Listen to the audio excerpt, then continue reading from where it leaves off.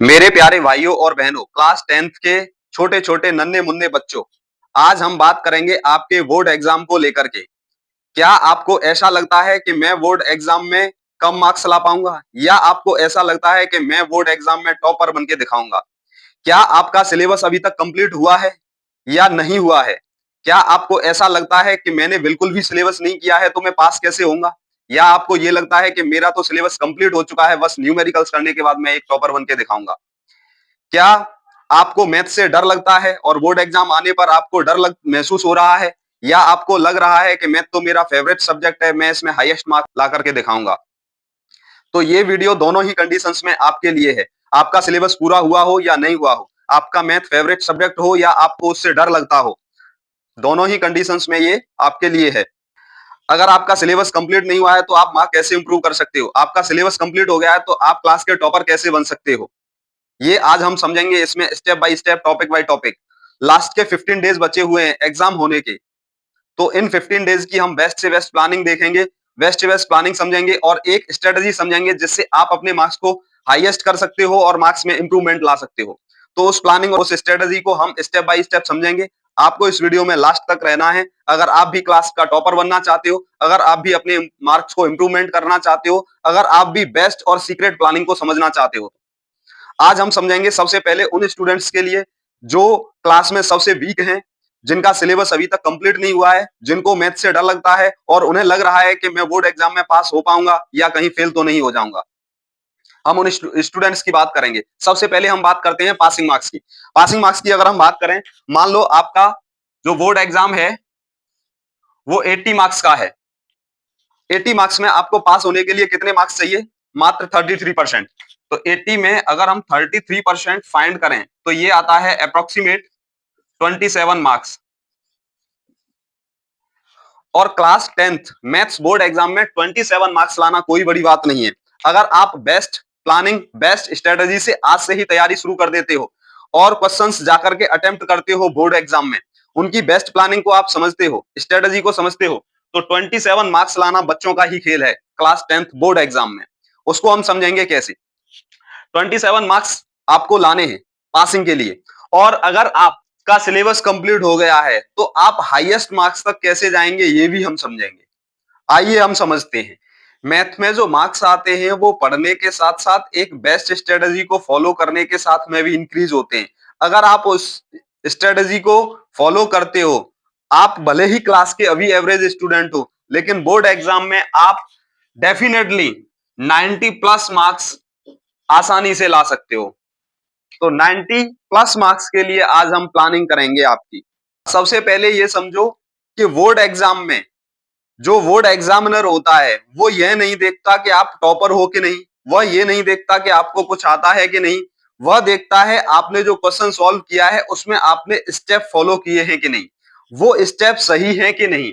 उन स्टेप्स के आधार पर आपको मार्किंग मिलती है, उन स्टेप्स के आधार पर आपको बोर्ड एग्जाम में नंबर मिलते हैं।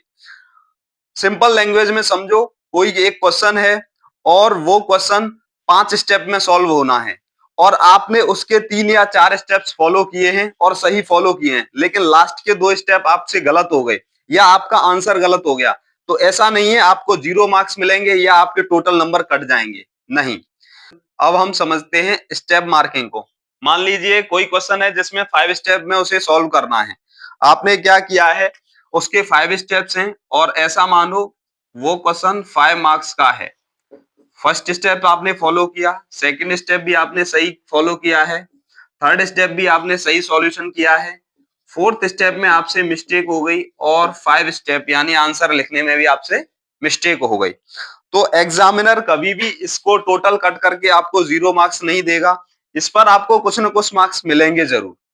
अब आपने 3 स्टेप सही फॉलो किए हैं, लास्ट में आपसे थोड़ी सी माइनर मिस्टेक हो गई या कोई बड़ी मिस्टेक भी हो गई, लेकिन आपके ये तीनों स्टेप्स अगर सही हैं तो एग्जामिनर इस पर आपको 3-4 नंबर लगभग दे देगा। एग्जामिनर का कभी भी ये एटीट्यूड नहीं होता कि वो आपको फेल करे या आपके नंबर्स को जबरदस्ती काटे। अगर आपने क्वेश्चन में कुछ भी सॉल्यूशन नहीं किया है तो कंपलसरी है आपको 0 मार्क्स मिलेंगे, लेकिन आपने उसका 1 या 2 कोई भी स्टेप अगर फॉलो किए हैं और वो स्टेप सही हैं, चाहे तो स्टार्टिंग के स्टेप सही हो चाहे लास्ट के स्टेप सही हो, अगर आपके 2-4 स्टेप सही हैं तो आपको उसके अकॉर्डिंग 2-4 एक नंबर कुछ ना कुछ जरूर मिलेगा। तो मेरा कहना यही है कि स्टेप मार्किंग है तो आप हर क्वेश्चन में जो भी जितना भी कुछ आता है उसका सॉल्यूशन लिख के आइए। किसी भी क्वेश्चन को टोटल ब्लैंक मत छोड़िए। अगर वो क्वेश्चन आपसे पूरा कंप्लीट आता है वेल एंड गुड, उसका पूरा सॉल्व कीजिए तो आपको पूरे मार्क्स मिलेंगे। बशर्ते आपको ध्यान रखना है आपकी हैंड राइटिंग बिल्कुल सही होनी चाहिए, स्टेप्स एक्यूरेट एकदम सही होने चाहिए। क्योंकि एग्जामिनर कभी भी आपको ना फेल करना चाहता है ना जबरदस्ती आपके मार्क्स काटना चाहता है। एग्जामिनर तो खुद ये चाहेगा कि आपने अगर कोशिश की है तो आपको उस पर कुछ ना कुछ मार्क्स दिए जाएं और आपको एक अच्छी कैटेगरी में पहुंचाया जाए। यही रीजन है कि जिन बच्चों के मार्क्स कम आते हैं और यही रीजन है कि बच्चों के मार्क्स इंप्रूव होते हैं और बढ़ जाते हैं। क्योंकि कुछ बच्चों को अगर क्वेश्चन आधा आता है तो वो छोड़ देते हैं उसे, क्योंकि इस पे मुझे मार्क्स नहीं मिलेंगे, वो ऐसा सोचते हैं। लेकिन जो टॉपर्स होते हैं वो अगर कोई क्वेश्चन नहीं भी आता है तब भी उसमें कुछ ना कुछ सॉल्यूशन करके आते हैं और उनको कुछ नंबर मिल जाते हैं, जिससे वो हायर कैटेगरी में पहुंचते हैं और उनके नंबर इंप्रूव हो जाते हैं। तो आप अगर एवरेज स्टूडेंट हैं और आपसे कोई क्वेश्चन आधा आ रहा है तो उसे भी आधा ही करके आइए, तो उससे आपको कुछ ना कुछ मार्क्स मिलेंगे और आपके मार्क्स इंप्रूव होकर के आप एक हायर कैटेगरी में जाओगे। ये है स्टेप मार्किंग और इससे हर बच्चे को बहुत बड़ा बेनिफिट मिल सकता है, बशर्ते ये बात उसे पता हो तो आप स्टेप मार्किंग का फायदा लीजिए, हैंड राइटिंग को सुधारिए और जितने भी स्टेप आप पर आते हैं उनको कंप्लीट करके आइए। अब हम बात करते हैं इससे आगे की कि हमें क्या रीड करना है और क्या रीड नहीं करना है। इंपॉर्टेंट चैप्टर को आपको अच्छे तरीके से तैयार करना है। अगर आपके जो चैप्टर हैं वो अच्छे तरीके से तैयार हैं तो आपको एक बार उनको दोबारा रिवाइज करना है, उनके क्वेश्चंस को दोबारा लगाना है, जिससे आपका उससे रिवीजन हो। और आपने उन चैप्टर्स को अभी तक बिल्कुल रीड नहीं किया है तो उन चैप्टर्स को रीड करना है और उनको समझना है, जिससे आपके मार्क्स हायर कैटेगरी में आए और आपके मार्क्स इंप्रूव हों। वो कौन से चैप्टर हैं, वो कौन सी यूनिट्स हैं, इनको हम समझते हैं। यूनिट्स हैं algebra, geometry, trigonometry, mensuration, coordinate geometry और स्टैटिक्स। एल्जेब्रा के अंदर जो चैप्टर्स आते हैं वो हैं linear equation, quadratic equation, AP, real number, polynomial. Geometry के अंदर जो चैप्टर्स आते हैं वो हैं trigonometry, circle, area related to circle. Trigonometry के अंदर जो चैप्टर्स आते हैं वो हैं trigonometric identities, height and distance, trigonometric equations. Mensuration के अंदर केवल एक ही चैप्टर आता है और वो है surface area and volume. Coordinate geometry के अंदर केवल एक ही चैप्टर आता है और वो है coordinate geometry. Statics and probability के अंदर दो चैप्टर आते हैं, स्टैटिक्स और प्रोबेबिलिटी। यहाँ इनके हमने मार्क्स भी मेंशन किए हुए हैं। अब हम इस टेबल को एक बार समझते हैं कि ये टेबल को हमने किस तरीके से डिफाइन किया है और इस टेबल का मीन्स क्या है। ये टेबल उन स्टूडेंट्स के लिए है जो बोर्ड एग्जाम में 90 प्लस मार्क्स करना चाहते हैं। क्या है ये टेबल? एल्जेब्रा 20 से 22 नंबर आते हैं, जिसको हिंदी में बीजगणित बोलते हैं। ज्योमेट्री यानी ज्यामिति 15 से 17 नंबर की आती है। ट्रिग्नोमेट्री यानी त्रिकोणमिति 12 से 14 नंबर की आती है। मेंसुरेशन 8 से 10 नंबर के आते हैं। कोऑर्डिनेट ज्योमेट्री निर्देशांक ज्यामिति 5 से 6 नंबर की आती है। स्टैटिस्टिक्स और प्रोबेबिलिटी 8 से 10 नंबर की आती है, जिसको हम प्रायिकता बोलते हैं। लीनियर इक्वेशन यानी रैखिक समीकरण 6 से 8 नंबर के होते हैं। क्वाड्रेटिक इक्वेशन यानी द्विघात समीकरण 6 से 8 नंबर के होते हैं। एपी यानी समांतर श्रेणी 5 से 6 नंबर की आती हैं। रियल नंबर 3 से 4 नंबर के वास्तविक संख्याएं। पॉलिनोमियल यानी बहुपद 3 से 4 नंबर के। ट्राइंगल यानी त्रिभुज 5 से 6 नंबर के आते हैं। सर्कल्स यानी वृत्त 4 से 5 नंबर के आते हैं। एरिया रिलेटेड टू सर्कल यानी वृत्त से संबंधित क्षेत्रफल 2 से 3 नंबर का आता है। ट्रिग्नोमेट्रिकल आइडेंटिटीज 3 से 4 नंबर की आती हैं। हाइट एंड डिस्टेंस यानी ऊंचाई और दूरी 3 से 4 नंबर की आती है। ट्रिग्नोमेट्रिकल इक्वेशंस 2 से 3 नंबर की आती हैं। सरफेस एरिया एंड वॉल्यूम ये 8 से 10 नंबर का आता है। इसमें सबसे ज्यादा हायर मार्क देने वाले, सबसे ज्यादा हाईएस्ट मार्क्स देने वाली यूनिट है जो येलो मार्कर से लिखी गई है, मींस एल्जेब्रा, ज्योमेट्री, ट्रिग्नोमेट्री और मेंसुरेशन। ठीक है। और हायर मार्क देने वाले चैप्टर हैं जो ब्लैक पेन से लिखे गए हैं। Linear equation, quadratic equation, AP, triangle, trigonometric identities, height and distance, surface area and volume. आप अगर इन चारों यूनिट्स को या आप ब्लैक पेन से लिखे गए इन 1 2 3 4 5 6 7 चैप्टर्स को कंप्लीट कर लेते हो, अच्छे तरीके से हमारे साथ इसको रिवाइज कर लेते हो, तो आपको हाईएस्ट मार्क्स आने के 100% डेफिनेट चांस हैं। आपके मार्क्स 90%, 90 प्लस भी जा सकते हैं अगर आप एवरेज हो और आपका अभी तक बिल्कुल सिलेबस कंप्लीट नहीं हुआ है, आपको मैथ में कुछ भी नहीं आता है, आपको मैथ से डर लगता है और आपको अभी तक ऐसा लग रहा है कि कहीं मैं फेल तो नहीं हो जाऊंगा, तो आप हमारे साथ इन चैप्टर्स को, इन यूनिट्स को कंप्लीट करिए। यह डेफिनेट श्योर है कि आप पास होने की तो बात छोड़ो, आपके 60-70 मार्क्स बड़े आसानी से आ जाएंगे अगर आप इन्हें हमारे साथ कंप्लीट करते हो तो। डेफिनेटली आपने पूरा सिलेबस किया हुआ है तो आप टॉपर बनोगे, अगर आपने बिल्कुल सिलेबस नहीं किया है, कुछ नहीं आता है, तब भी आपके हायर मार्क्स आएंगे। आपने सिलेबस नहीं किया है अभी तक तो अब ये मत सोचो कि मुझे सिलेबस करना चाहिए, क्योंकि अब सिलेबस करने का टाइम नहीं है, ओनली 15 डेज लेफ्ट हैं। तो अब आपको पूरा सिलेबस नहीं, पूरी स्ट्रेटजी और सही प्लानिंग से चलना होगा, तब ही आप अपने मार्क्स को और हायर कर सकते हो और ज्यादा उनमें इंप्रूवमेंट कर सकते हो। अगर आप टॉपर नहीं हो तो क्या है, अगर आपका सिलेबस कंप्लीट नहीं हुआ तो क्या है, अभी भी आप स्मार्ट बन करके एक हायर मार्क की तरफ जा सकते हो। यहां से देखने पर आपको पता चल ही रहा है कि सभी चैप्टर ना तो इक्वल होते हैं, ना सेम मार्क्स देते हैं हमें, चाहे यूनिट्स की बात करें चाहे चैप्टर्स की बात करें। लीनियर इक्वेशन की अगर बात करें 6 से 8 नंबर के मार्क्स यहाँ आते हैं, और अगर हम बात करें ट्रिग्नोमेट्रिकल इक्वेशंस की तो मात्र 2-3 नंबर्स के ही आते हैं। तो हमें ध्यान देना है कि हमें किस चैप्टर को पहले रेडी करना है, ठीक है, और उसके लिए हमें क्या प्लानिंग अप्लाई करनी है। ये वो यूनिट्स हैं, ये वो चैप्टर हैं जिनसे हर साल एवरी ईयर क्वेश्चंस आते ही आते हैं, रिपीट क्वेश्चंस आते हैं और सबसे ज्यादा क्वेश्चंस आते हैं हायर मार्क्स वाले। इनमें से अगर हम बात करें क्वाड्रेटिक इक्वेशन की और एपी की, तो ये दोनों चैप्टर ऐसे हैं कि अगर आपको इनके फॉर्मूलाज याद हैं तो डायरेक्ट फॉर्मूला पुट करो और आंसर निकालो। ये वो दो चैप्टर हैं जो बहुत ही सिंपल हैं, केवल आपको फॉर्मूले याद करने हैं और इनमें फॉर्मूले भी ज्यादा नहीं है, बहुत ही कम फॉर्मूले हैं, 3 या 4 फॉर्मूले, तो इसे हम आसानी से कर सकते हैं।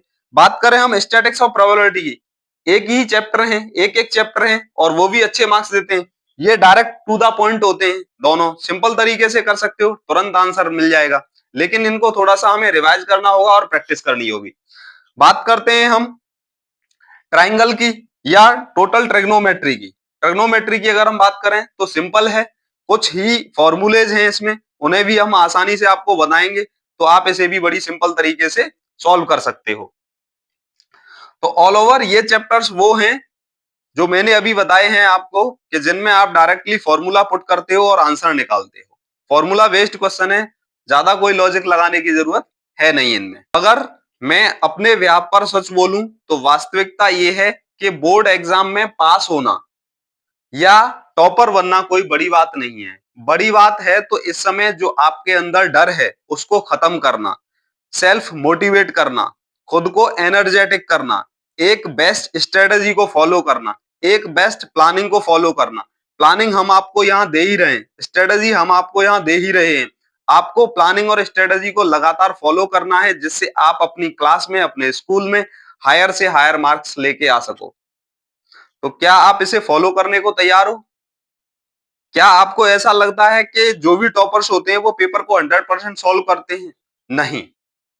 ऐसा मैंने क्यों बोला? फॉर एग्जाम्पल टॉपर्स जो करते हैं वो क्या करते हैं, जो मार्क्स हायर, जो क्वेश्चंस हायर मार्क्स के होते हैं, means 3 number and above, 3 marks, 4 marks, 5 marks, उनमें क्या होता है, क्वेश्चंस दिया होता है, क्वेश्चन देश और क्वेश्चन देश, मींस या तो इस क्वेश्चन को सॉल्व करो या फिर इस क्वेश्चन को सॉल्व करो। मतलब क्वेश्चन एक होता है लेकिन उसमें दो ऑप्शनल क्वेश्चन होते हैं, या तो आप इसे सॉल्व करो, अगर ये नहीं आता तो इसे सॉल्व करो, बाय चॉइस यू। तो क्या होता है, अगर ये क्वेश्चन सिंपल है तो आप इसे सॉल्व करिए, और अगर ये सिंपल है तो इसे सॉल्व करिए, तो 100% पेपर तो नहीं हुआ ना। तो आपको क्या करना है, चैप्टर्स को पकड़ना है। अगर अब ये दोनों जो क्वेश्चंस होंगे वो दोनों अलग अलग चैप्टर से होंगे, ये भी डेफिनेट है, सेम चैप्टर से दोनों क्वेश्चन नहीं होंगे। तो आपने मान लीजिए कोई 5 चैप्टर अगर कंप्लीट किए हैं, बाकी चैप्टर नहीं हुए, और ये 5 वाले चैप्टर में से ये या ये कोई हुआ, तो आप उसे आसानी से कर लोगे, पहली बात। दूसरी बात, क्वेश्चन को 100% अटेम्प्ट नहीं किया जाता, आपको जितने स्टेप आ रहे हैं उसके उतने ही स्टेप उसके फॉलो कीजिए, एग्जैक्ट प्लानिंग और स्ट्रेटेजी के साथ में। अब आपको लग रहा है कि ये दोनों में से मेरे पे कोई क्वेश्चन नहीं आ रहा, तो आपको क्या करना है, जो क्वेश्चन नहीं आ रहा है उसको स्किप करना है, उसमें फालतू दिमाग नहीं लगाना है, फालतू टाइम वेस्ट नहीं करना है उसमें, क्योंकि टाइम वेस्ट करोगे तो टाइम भी हमारे पास उतना ही है लिमिटेड, तो टाइम को भी मैनेज करना है हमें। जो क्वेश्चन हमने पहला क्वेश्चन रीड किया नहीं आ रहा है, स्किप करो, आगे बढ़ो, दूसरा क्वेश्चन देखो, अगर वो आ रहा है तो उसको सॉल्व करो, अगर नहीं आ रहा है तो छोड़ो। और सबसे पहले पेपर में उन क्वेश्चंस को सॉल्व करो जिन क्वेश्चंस पर आपको 100% कॉन्फिडेंस है, 100% आपको लग रहा है कि इन्हें मैं पूरा सॉल्व कर दूंगा। तो सबसे पहला पार्ट आपका ये है बोर्ड एग्जाम में पेपर को सॉल्व करने का, कि वो क्वेश्चंस जो आपको कंप्लीट आ रहे हैं पहले आप उन्हें सॉल्व करो। क्योंकि ना तो आपसे बोर्ड एग्जामिनर ये कहने वाला है, ना आपसे पेपर ये कहने वाला है कि आपने ये क्वेश्चन पहले सॉल्व क्यों नहीं किया, ना आपसे कोई ये कहने वाला है कि आपने पहले ये क्यों किया है, बोर्ड एग्जाम में तो पहले ये क्वेश्चन आया था। नहीं, आपकी चॉइस है, आप जिस क्वेश्चन को चाहो उसको पहले सॉल्व कर सकते हो। तो आपको क्या करना है, जो क्वेश्चंस आपको डेफिनेटली आ रहे हैं, कंप्लीट आ रहे हैं, उनको सबसे पहले सॉल्व करना है, पूरे पेपर को चेक करना है और उन क्वेश्चन को सॉल्व करना है। सेकंड स्टेप में आपको क्या करना है, आपको वो क्वेश्चंस उठाने हैं जो आपको आधे आ रहे हैं, आपको लग रहा है कि ये यहां तक मैं सही कर सकता हूं, बाकी आगे का मुझे नहीं पता, एक फॉर्मूला तो मुझे आ रहा है, उससे क्वेश्चन यहां तक हो जाएगा लेकिन उससे आगे नहीं हो पाएगा। तो सेकंड स्टेप में आपको क्या करना है, उन क्वेश्चंस को सॉल्व करना है, क्योंकि वो भी आपको कुछ ना कुछ मार्क्स देंगे जिससे आपके मार्क्स इंप्रूवमेंट होंगे और आप एक टॉपर की कैटेगरी में जा सकते हो। मैथ के पेपर के लिए एक बात सिंपल बोली जाती है कि मैथ का पेपर आपसे लड़ने नहीं आता और वो आपके जीतने के लिए आता है। तो पहले वो क्वेश्चन जो आते हैं, फिर वो क्वेश्चन जो आधे आते हैं, बाकी सब छोड़ दो। स्ट्रेटजी जो आपको आज से ही और अभी से ही फॉलो करनी है, अगर आपको हायर मार्क्स लाने हैं, अगर आपको टॉपर बनना है, तो सबसे पहले आपको जो हाई वेटेज वाले चैप्टर हैं, जो हाई वेटेज वाली यूनिट्स हैं, उनको कंप्लीट करना है। अगर वो आपकी कंप्लीट हो गई है तो उनका रिवीजन करना है। अगर रिवीजन भी कर लिया है तो उनके ज्यादा से ज्यादा क्वेश्चंस लगाने हैं। अगर क्वेश्चंस भी लगाने हैं तो उनके पीवाईक्यूज लगाने हैं, लास्ट ईयर्स में जो क्वेश्चन उन चैप्टर से आए हैं उनको दोबारा लगाना है। और आपको देखना नहीं है, आपको उन क्वेश्चनों को पढ़ना है और पेपर पेन पर उनको प्रॉपर राइटिंग के साथ लगाना है, क्योंकि आपको कैलकुलेटर मिलने वाला नहीं है, आपको पूरी कैलकुलेशन खुद ही करनी होगी। अगर आपको कैलकुलेशन खुद करनी है तो आप कैलकुलेशन की जितनी ज्यादा बार प्रैक्टिस करोगे, जितनी ज्यादा बार उसे रिवाइज करोगे, तो आपके लिए वो उतना ही स्मूथ हो जाएगा, फास्ट हो जाएगा, टाइम मैनेजिंग होगा और आप कहीं अटकोगे भी नहीं। तो आपको उसका रिवीजन करना है बार बार रिटन में करके। आपको स्टेप बाय स्टेप लिखने की हैबिट डालनी होगी। आपसे पूरा क्वेश्चन नहीं आ रहा तो कोई बात नहीं, अगर हो सकता है आप बीच में किसी क्वेश्चन को भूल भी जाओ, आपको घर अच्छे तरीके से आ रहा है लेकिन एग्जाम में आप भूल जाओ, तो आप अगर स्टेप बाय स्टेप लिखने की आदत डालोगे तो आप उसके अगर 2 स्टेप भी करके आते हो तो उस क्वेश्चन पर आपको कुछ ना कुछ मार्क्स जरूर मिलेंगे, टोटली जीरो नहीं होंगे। तो आपको स्टेप बाय स्टेप लिखने की हैबिट डालनी है। प्रैक्टिस चाहे आप कम करो या ज्यादा करो, लेकिन आज से ही ये मान लो, आज से ही ये ठान लो कि प्रैक्टिस रेगुलर डेली होनी चाहिए। 1 घंटे हो, 2 घंटे हो या 4 घंटे हो, प्रैक्टिस डेली रेगुलर होनी चाहिए। आपको चैप्टर्स को रिवाइज करने के साथ साथ में डेली एक चैप्टर रिवाइज करना है, जो हम कराएंगे आपको। उसके साथ में आपको उस चैप्टर के शॉर्ट नोट्स भी बनाने और उन नोट्स को बार बार रिवाइज करना है। नोट्स बनाने के साथ साथ में आपको उन्हीं नोट्सों में या अलग से हर चैप्टर के फॉर्मूलाज को लिखना है और उनको रिवाइज करना है, बार बार क्लिक करके रिवाइज करना है। हैंड राइटिंग को आपको इंप्रूव करना है, जिससे एग्जामिनर जब भी आपकी कॉपी को अगर देखे तो हैंड राइटिंग को देख करके वो इतना इंप्रेस हो जाए कि आपको मार्क्स देने पर मजबूर हो, आपके कुछ ही स्टेप्स को देख करके। अगर ये सब काम आप फॉलो करते हो और आप इस वीडियो पर अभी तक बने हुए हो, तो मैं ये गारंटी तो नहीं ले सकता कि आपके मार्क्स कितने आएंगे, लेकिन मैं ये गारंटी जरूर ले सकता हूं कि आपके जो भी मार्क्स अभी की स्थिति में हैं, उनमें 100% इंप्रूवमेंट जरूर होगा। आप हायर कैटेगरी में जाओगे, आप टॉपर कैटेगरी में जाओगे। तो क्या आप इस पूरी स्ट्रेटेजी को, इस पूरी प्लानिंग को आज से ही फॉलो करने वाले हो? अगर फॉलो करने वाले हो तो हमें बताइए कि आप किस तरीके से फॉलो करने वाले हो, डेली कितना टाइम आप मैथ सब्जेक्ट को देने वाले हो और आपका कितने परसेंट सिलेबस कंप्लीट हो चुका है, ये हमें कमेंट करके बताओ। आपको सब कुछ आता है, बहुत अच्छी बात, आप टॉपर कैटेगरी में जाओगे। आपको कुछ नहीं आता तो डरने की कोई बात नहीं, पास कराने की जिम्मेदारी हम लेते हैं, बशर्ते आप इस पूरी स्ट्रेटेजी और प्लानिंग को फॉलो करते हो और हमारे साथ अगले 15 दिन तक step by step, chapter by chapter, topic by topic in सब को रीड करते हो, इन सब को रिवाइज करते हो, तो कल से ही हम एक नए टॉपिक के साथ में डेली 1 शॉर्ट 1 चैप्टर 1 वीडियो और उसके सभी इंपॉर्टेंट क्वेश्चन जो board exam point of view से इंपॉर्टेंट हैं, उनको लेकर के कल से ही आएंगे। तो आप लगातार अगर हमारे साथ रह करके बोर्ड एग्जाम के मोस्ट इंपोर्टेंट क्वेश्चंस को देखना चाहते हो और बोर्ड एग्जाम में अगर टॉपर बनना चाहते हो, तो हमारे इस चैनल को सब्सक्राइब करो और वीडियो आपको सबसे पहले आएगा, तो उसको देखो, रिवाइज करो और टॉपर बनो। हम आपको अगले 15 दिन बोर्ड एग्जाम का full focus, all course, all important chapters, all important units, all important PYQ सब देने वाले हैं, chapter by chapter, day by day. तो बस आज के वीडियो को यहीं फिनिश करते हैं। कल से मान लो, ठान लो और रेडी हो जाओ। जोश और जज्बे के साथ में भूल जाओ कि मार्क्स कितने आएंगे। आप एक टॉपर हो ऐसा महसूस करो, खुद को सेल्फ मोटिवेटेड करो और ऐसा समझो कि आप टॉपर बनने वाले हो।